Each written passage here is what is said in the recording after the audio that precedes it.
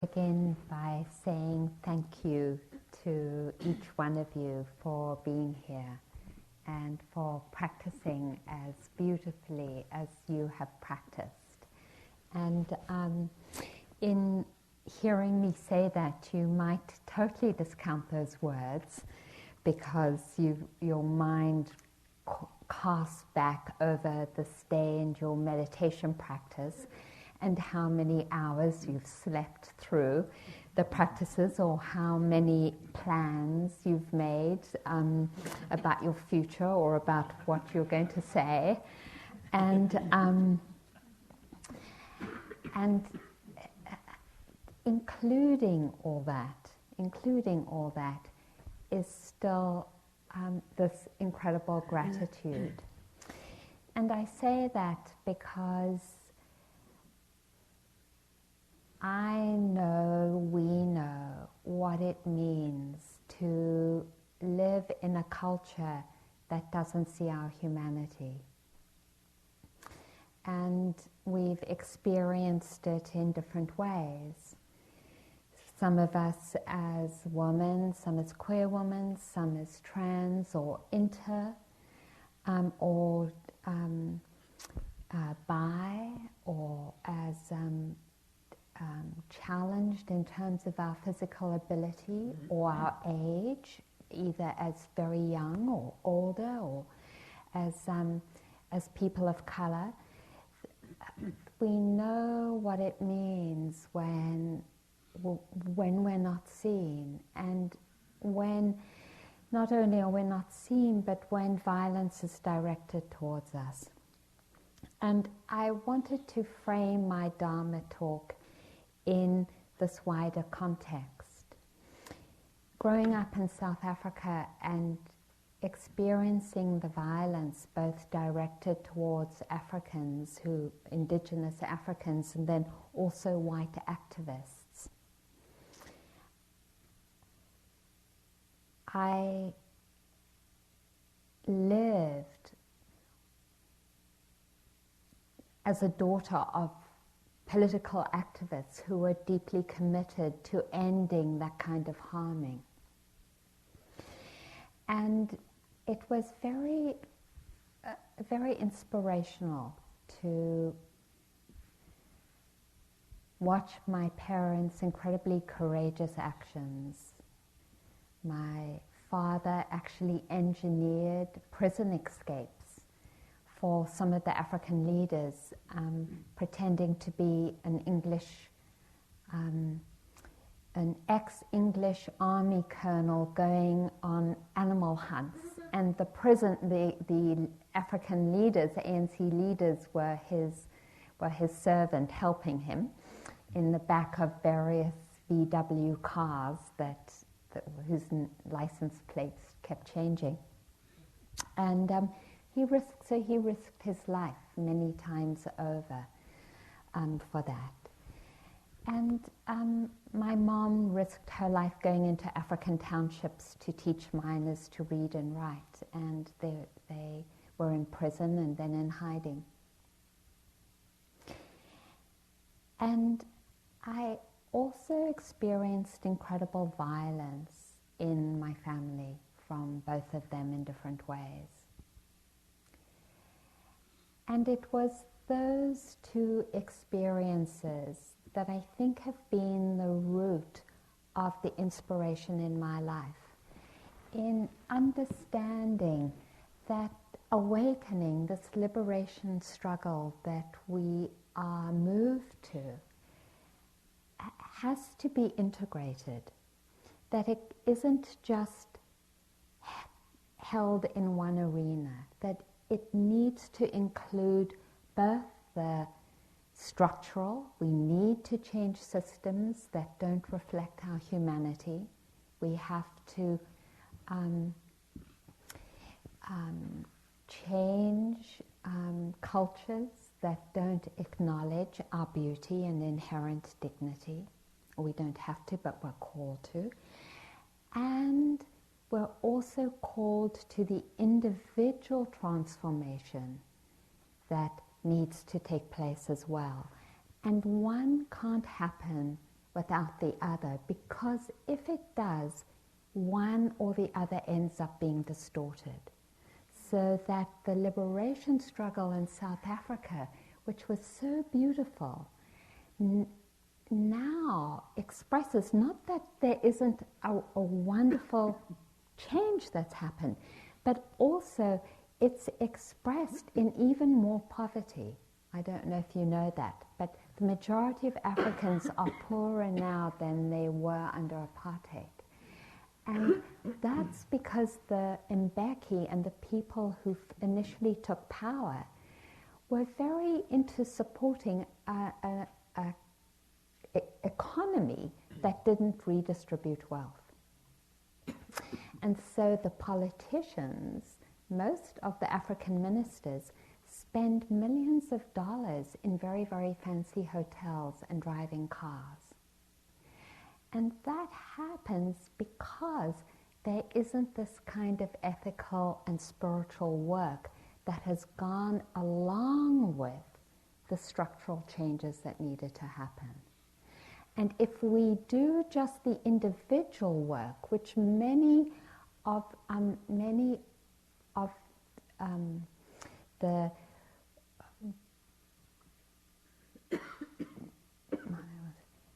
which has been a tendency in some of our Buddhist cultures here, is to name liberation work just as individual work. It means that in the Theravadan monasteries, in Europe as well as in Asia, there's incredible sexism and homophobia because the structural level is not addressed. Or there's racism in our own communities here, within our sanghas.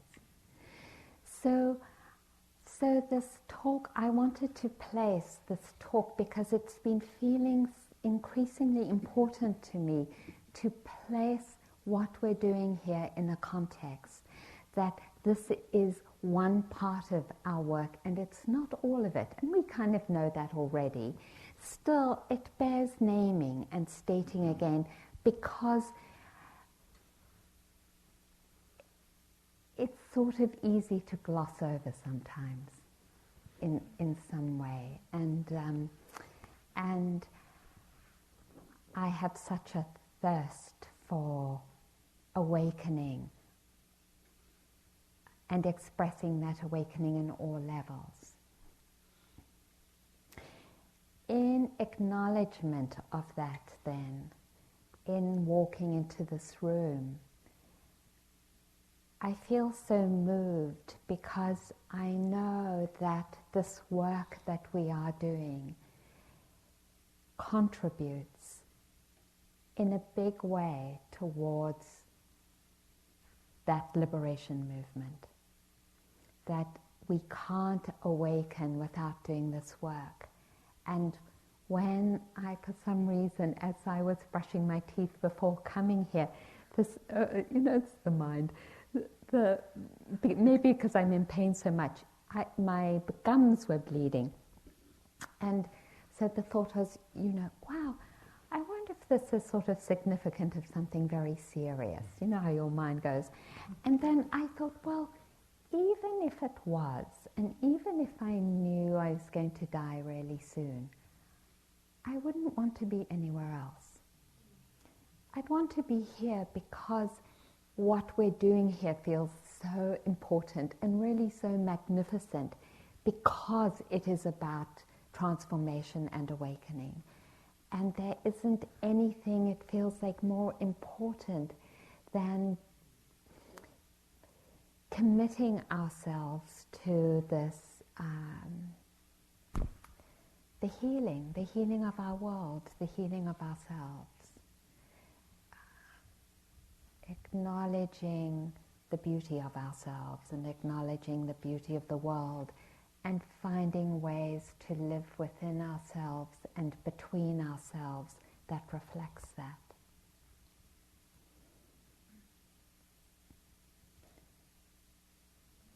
So thank you. Thank you for all your efforts today. And then just to say one other thing in relationship to that, because when I went on my first retreat, it really did feel like nothing happened. I went in 1979 to Ruth Dennison's meditation center in Joshua Tree. She's my root teacher. And actually, I feel like saying that retreat was a hell realm doesn't even come close to describing how incredibly awful it felt, and how hard it was. And at the end of I would have left, actually, if I hadn't carpooled down from Mendocino. So I did carpool down, luckily for me, and I vowed at the end of the retreat that I was not going to ever go back, because it really didn't feel like anything but a huge struggle of sleepiness and distracted mind and incredible negativity and tears and feeling very angry with Ruth, who I felt was a control freak. and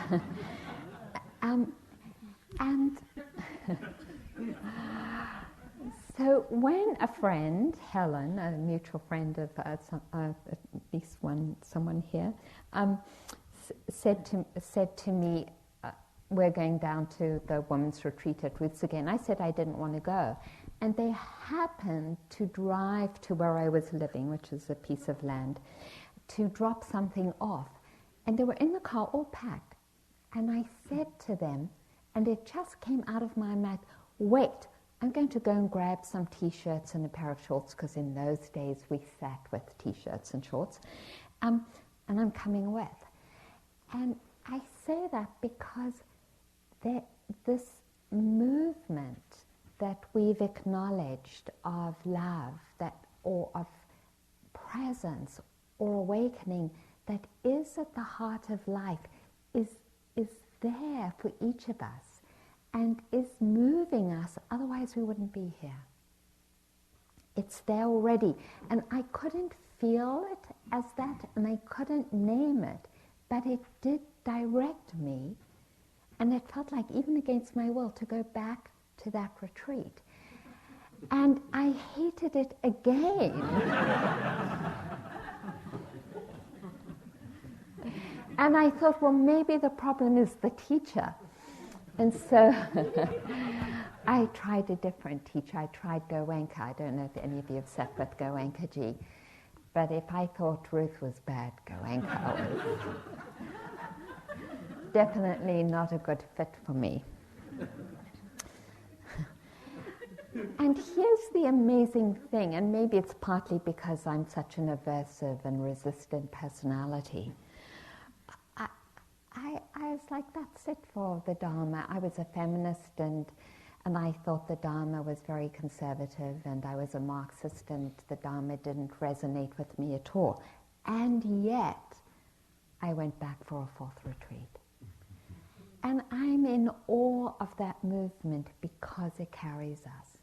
It carries us that wisdom that's already lying inside of us.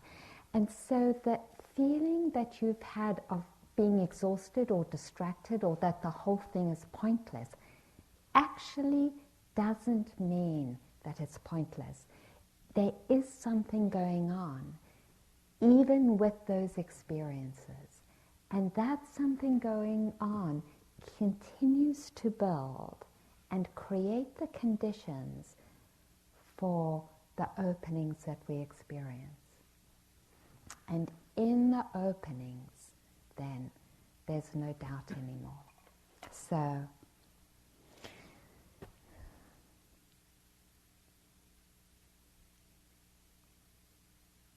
thank you again for being here.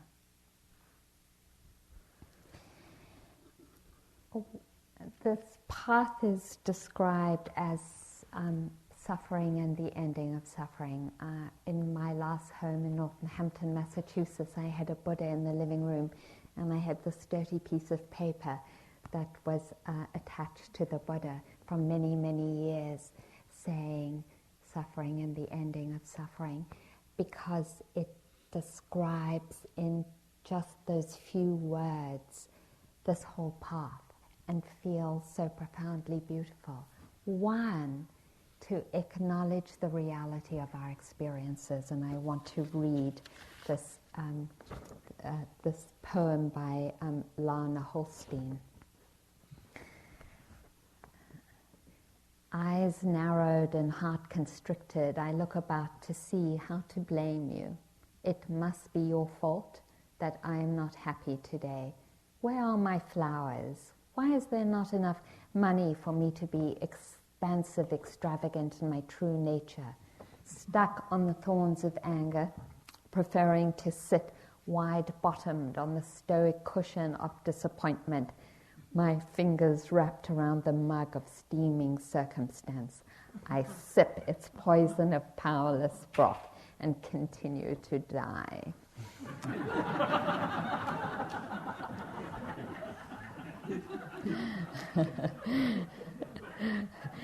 And I love that because, often when we feel caught, when we feel like that feeling of being imprisoned and really isolated, and that's come up quite a few times in the group that I was in, that feeling of being isolated and separated, of not feeling seen, of feeling contracted or invisible, of feeling obsessive and compulsive, of feeling out of control, of feeling hating, of being caught in any of these energies. It often feels as though somehow it's just us, because the nature of experiencing these energies is that they are isolating and separating. That is one of their qualities and characteristics. And so we feel alone in these experiences. And it's so beautiful to have a spiritual practice that actually acknowledges this and says, this is what happens in our minds. This is not just a personal problem. This is an expression, a universal expression of one aspect of the universal mind that we live individually. And it feels just extraordinary to actually acknowledge it and to say, wow, this isn't my personal problem. I have the capacity to heal it, but it's something that we all experience. And so when I first heard it, it felt very liberating, and I contemplated one of the experiences I had that was very profound for me, which was I had polio when I was 6, and this whole part was paralyzed, my mouth, my palate, down into my digestive system. There was an epidemic in South Africa. A lot of people had polio, and because they didn't really understand it at that point and how it was transmitted, they put me in a room, because I had a particular polio that kills rather than just attacks the muscles. So they put me in this little room, and I was alone for months and months, and they wouldn't allow my parents to visit. And because it was an epidemic, the nurses were also very busy, so I was alone and dying. The only way I could understand it was to think that maybe I had done something really bad, or that I was really bad.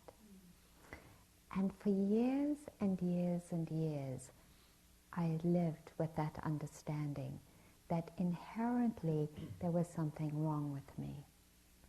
And that's just a small example of something that each one of us has experienced in some way or another, experienced something, and this mind taking it in a certain way that brings such deep suffering into our being.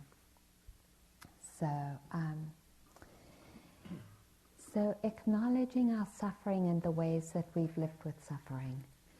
And then what's so beautiful is that at the same time that we acknowledge suffering, we acknowledge the ending of suffering. And this is a poem by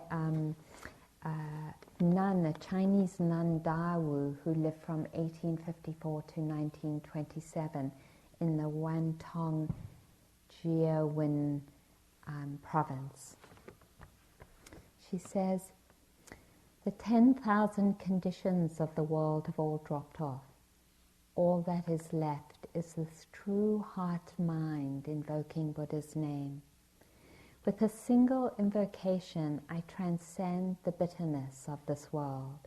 Greed, anger, ignorance and desire are completely uprooted.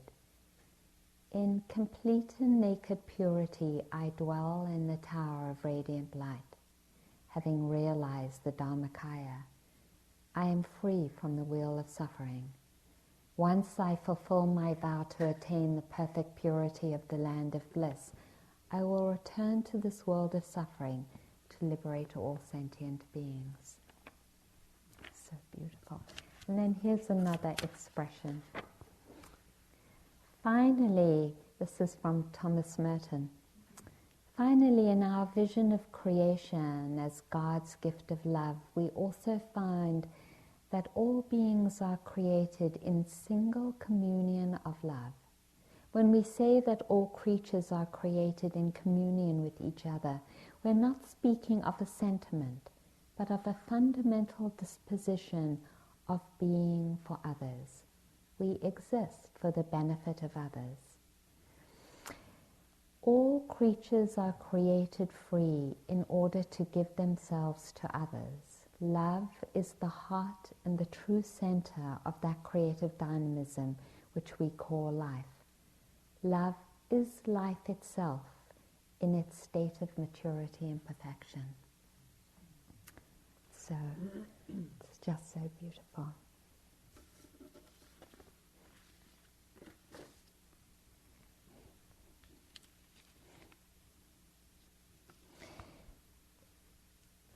So the Buddha acknowledges both our suffering so beautifully and then the ending of suffering so beautifully. And he says there are 8 fields of practice which bring about the end of suffering. Wise understanding the world correctly, wise intention, wise action, wise speech, wise livelihood, wise effort, wise mindfulness, and wise concentration. And I wanted to talk about wise effort or right effort. And in right effort, he says, abandon what's unskillful. I wouldn't ask you to abandon what's unskillful if I thought it would bring you suffering by abandoning what's unskillful. But I see through my own experience that by abandoning the unskillful, we bring happiness to the mind. Cultivate what's skillful. I wouldn't ask you to cultivate what's skillful if I thought by cultivating what's skillful it would bring you suffering. But I see that it doesn't bring suffering, and so I ask you to cultivate what's skillful. And one of the things that is most helpful for me in thinking about what's skillful and what's unskillful was actually studying the Abhidharma, which is the study of the nature of consciousness. And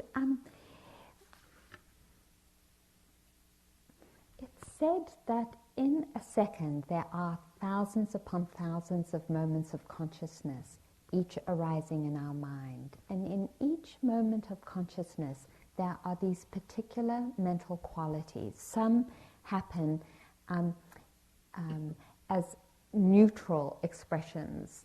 So, for example, contact. When something comes into the field of our vision, there's the mental quality of contact.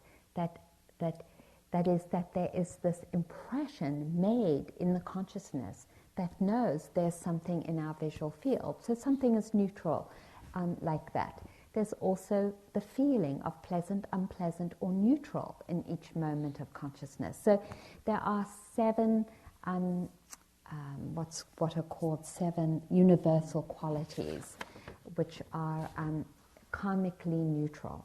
Contact, feeling, perception, volition, one-pointedness, and attention. So I'm not going to go into those a lot. Then there are 10 unwholesome or unskillful mental qualities that sometimes come in a moment of consciousness. Greed, wrong view, conceit, hatred, envy, avarice, worry, sloth, torpor, and doubt.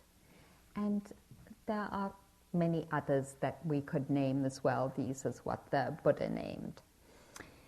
What is fascinating about looking at these qualities and how they reside in each moment of consciousness is that whenever any one of these energies arises, like greed, say, or let's not even say greed, let's just say,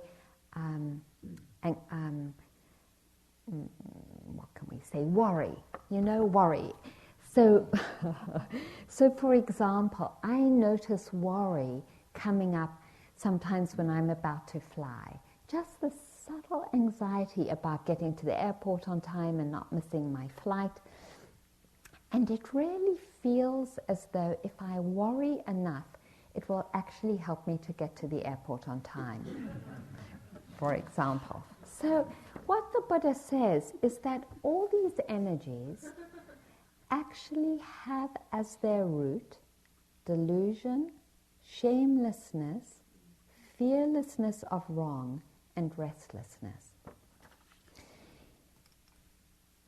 I think that's totally fascinating, because what he's saying is that any moment where there is greed or hatred or restlessness or envy or jealousy or anger or fear, at the root is delusion or wrong view, which means that we're not seeing the situation as it really is. That is so profound, isn't it? Because it means that we have this tool to help us disengage from these unskillful energies that the Buddha is asking us to renounce in order to end our suffering. So, for example, just another example, I moved here and I mentioned that all the boxes that I had all my stuff in, that I packed before I went to the monasteries for 2 years, and they stayed packed because I wasn't sure if I was going to live here or on the East Coast, resided in the basement of some good friends of mine. And when I finally decided to move here, I was so excited because I haven't lived with any of my stuff, my artwork, my clothes, my books, my Dharma talks. I've been sort of living as in 2 suitcases for 1.5 years since I left the monasteries. And I was so excited. I paid $2,500, a lot for me, to bring all my stuff here. And I started to open my boxes, and they were all moldy. Everything was moldy. My friends who had said they would run the dehumidifier hadn't run it as much as it was needed, and everything was moldy. So I went through a number of different responses, and actually I still vacillate between grief and renunciation. So I went to an eco place because I'm chemically sensitive, and I got some enzyme, and I had a lot of stuff. Actually, someone here was helping me, spraying enzyme on pieces of furniture and on some of my beaded work and some of my art and some of my pictures and all this stuff. And it was out in the front yard. Well, I live in Oakland, and it didn't necessarily feel that safe to leave everything out. So I was just hanging out there. And my roommate came by, and on her way out, and I said to her, could you just hang out for a minute while I go inside to the toilet? And she sort of hesitated and said, well, I don't know. And I said, just 30 seconds. And she said, oh, okay.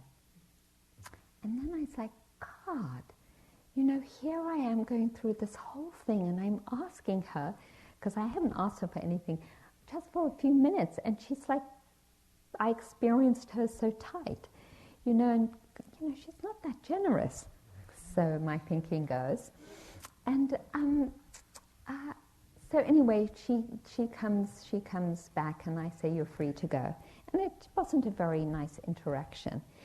And so I noticed this inside of myself, and it's like, well, I'm not feeling very friendly towards her, and so there must be delusion in my mind, because there's some aversion, and if there's aversion, there's delusion, which means that I'm not seeing the situation correctly.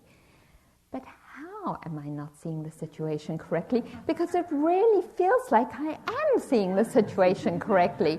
She wasn't being that generous. So because I have a lot of faith in the Buddhist teachings, and I've gone through this cycle so many times, I thought, well, I'm going to invite her for tea.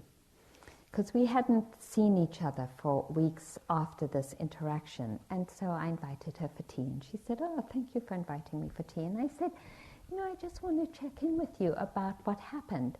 And she said to me, you know, I feel like I've really been working with my codependency. I felt like for years, whenever anyone asked me for something, I always said yes, even when it didn't feel like it served me.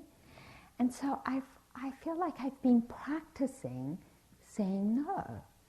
And I just feel like I'm on this boundary of feeling maybe I've swung too much to the other side, and that, you know, that maybe I can open up again. And I was like, wow, thank you. Because I got to see, and it was so beautiful that in that moment of her saying no, she was catching herself, and she was turning this corner of no to a yes. And rather than seeing that, which was so beautiful, I had just reacted out of not seeing the situation correctly. That's why this understanding is so beautiful, because we are so called to the truth and to seeing the truth. And one of the characteristics of, or all the characteristics of not seeing the truth, are these unskillful energies of mind.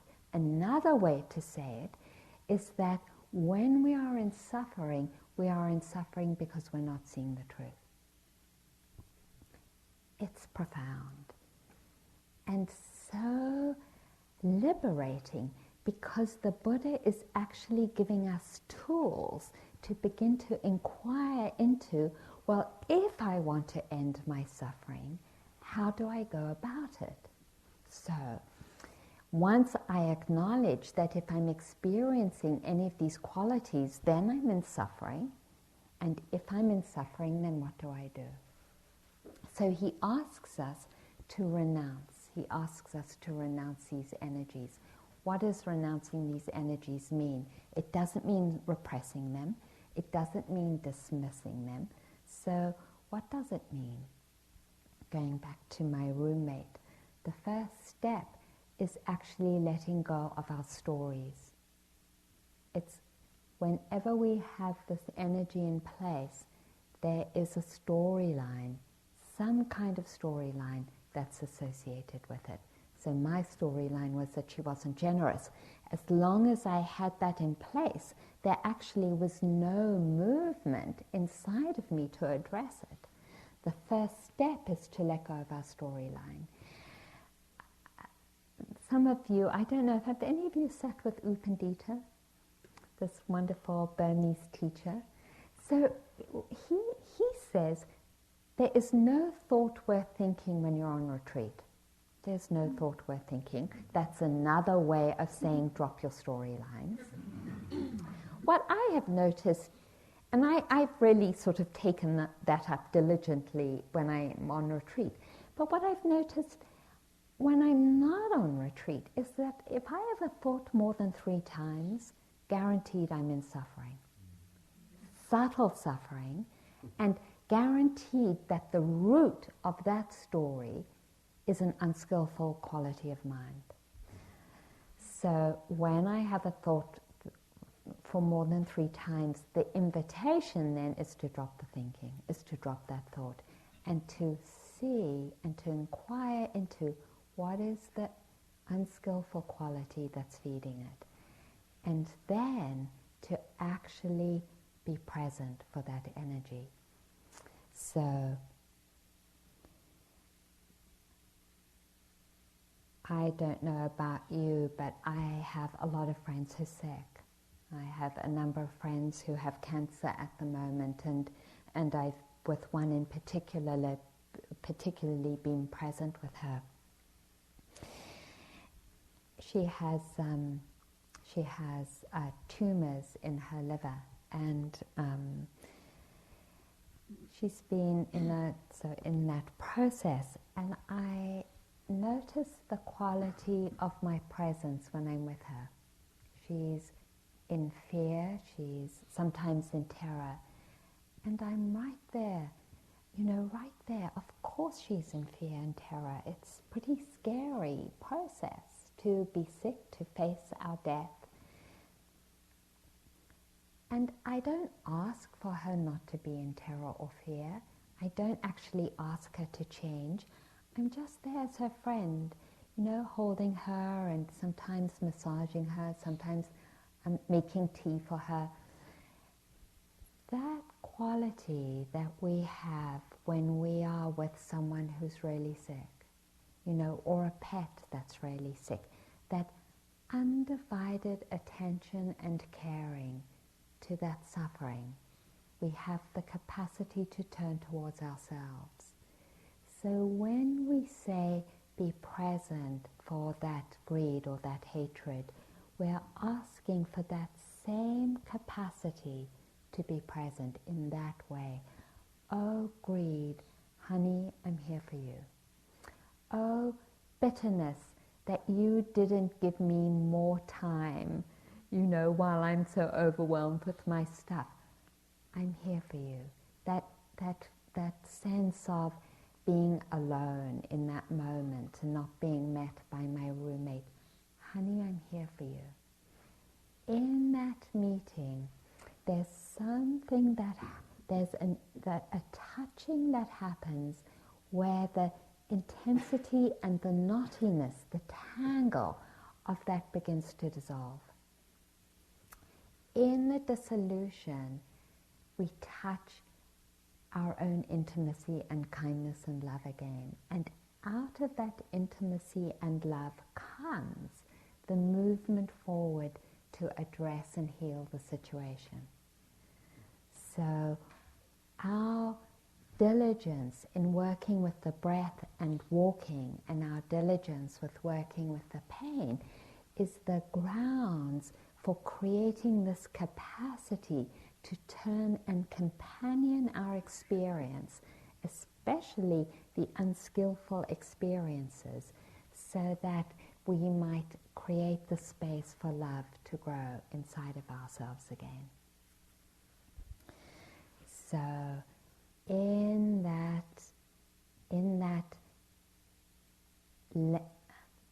dissolution that happens, and sometimes it happens the first time, and sometimes it takes 1,000 times. There's this saying in the Dhammapada, the Buddha said that this path is like fighting an army of 1,000, single-handedly 1,000 times over. And actually that's how it feels. It feels that each moment there is this invitation to take up the challenge of allowing the unskillful energies to be met in this way and abandoning the storyline, abandoning believing them, and cultivating the beautiful qualities of mind.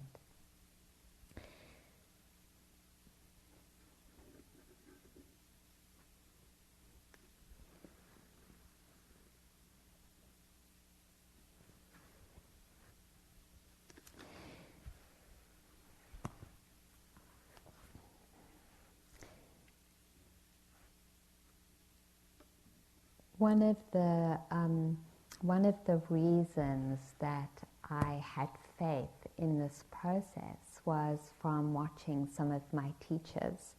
And one incident particularly comes to me in terms of this quality of intimacy and caring that grows when we abandon the unskillful qualities, is the genuine generosity and loving kindness that so many of our teachers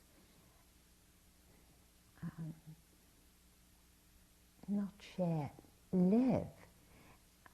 One day when I was feeling a little downhearted, this is early on in my practice, maybe it was like 4 years into my practice, I went to the post office when I was living in Mendocino, and there was this envelope, and it had my teacher's handwriting, and inside of it was a check that said, I had this dream that you were running short of money, and so here's a check for $200. Just this incredible movement of a teacher, of my teacher. When, I was like, oh, I have, it's me that should be supporting my teacher. And yet here she was just feeling this movement to give, because that's what came into her heart. And I'm also reminded of a story of Deepa Ma. Her picture is in that little hut, on the path of our teachers. A young Jewish man came to see Deepa Ma and was talking about how upset his mother was that he was in India and exploring Buddhism and the spiritual path instead of going to school and becoming a doctor. His parents were poor and had worked really hard in the hopes that their son would do better than they had, and they had really worked hard with this dream that their son be a doctor.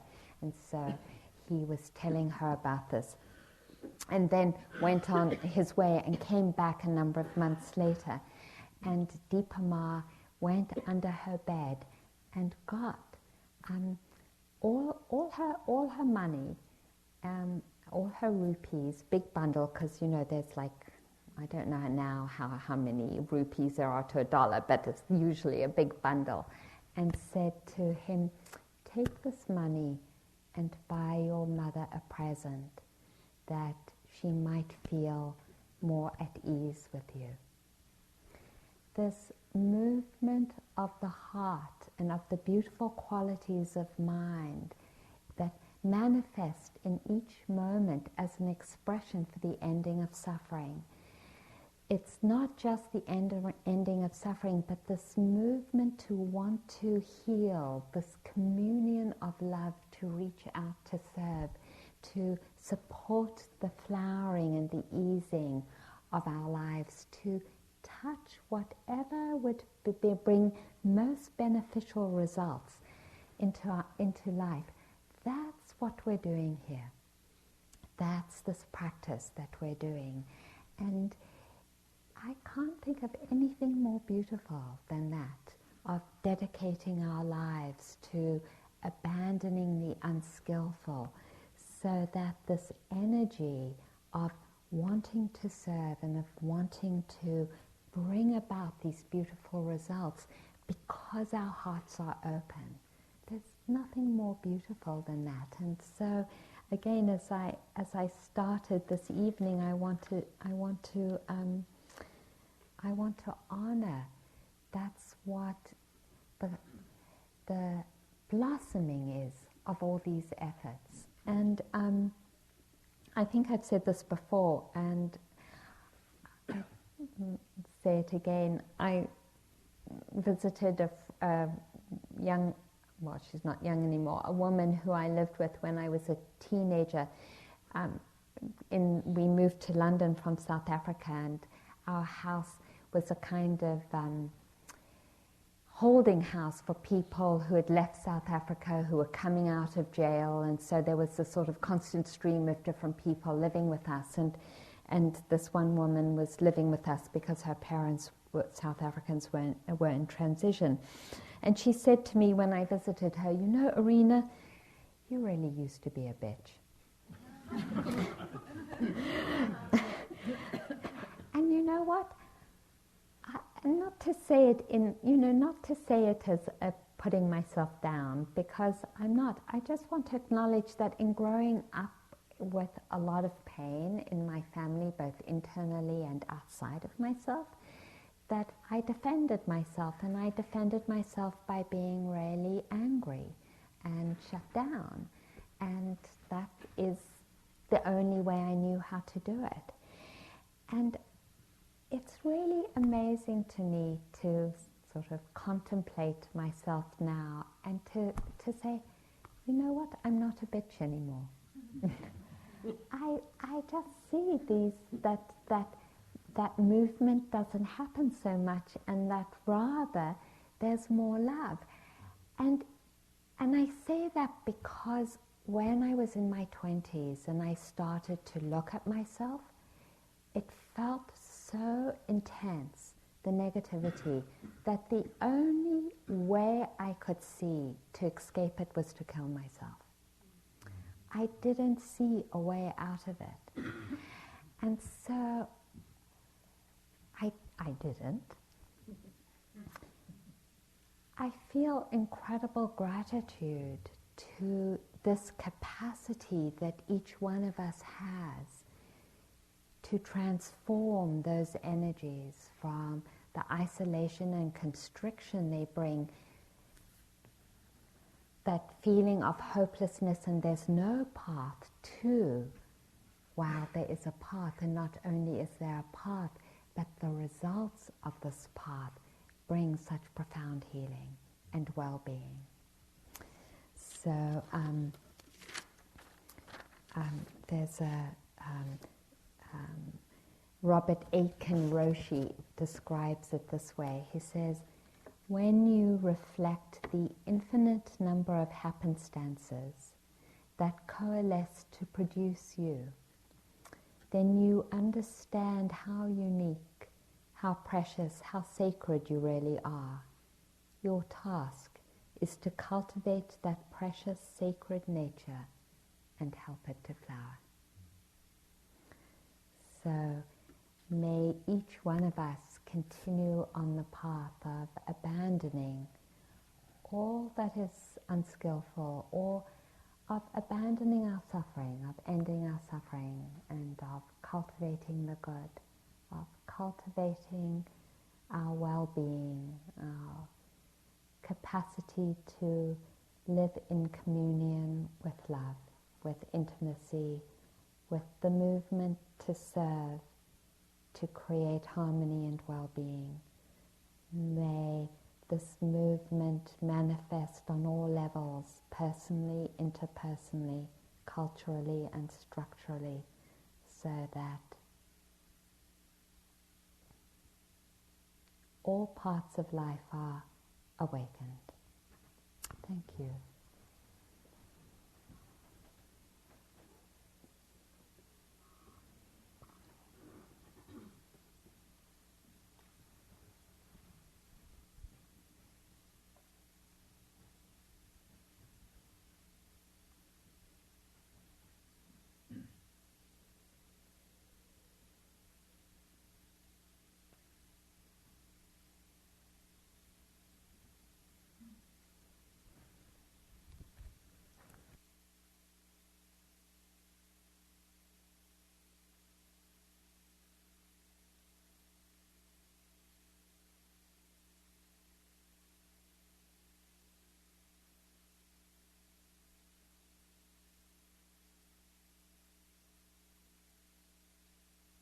So we have...